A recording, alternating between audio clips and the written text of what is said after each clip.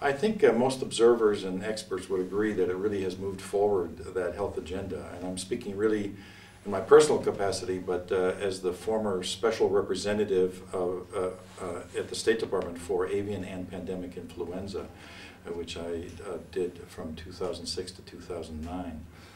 And you really can see the change that has occurred in the last 5 or 8 years in terms of the dialogue. The World Health Organization clearly looks more broadly than just the health sector now. And there is a far more conversation between animal health and human health experts. As a result of the pandemic scare from H5N1 that came from the animal world but threatened the human world.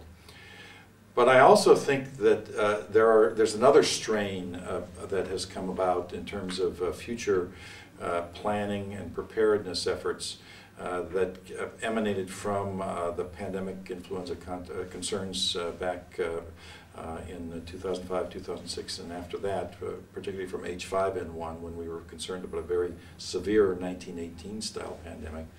And that effort is more in terms of governments preparing for contingencies and governments trying to have the ability to continue functions of government, functions of the private sector, whenever a catastrophe occurs. Sometimes it's called all hazards preparedness. Sometimes it is called contingencies.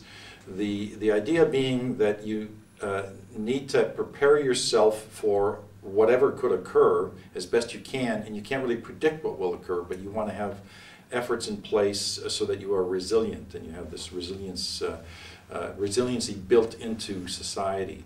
And I think that's another strain. It's not really the way most people define One Health, of the animal-human health interface, but I think it's a very important area that it also emanated from this.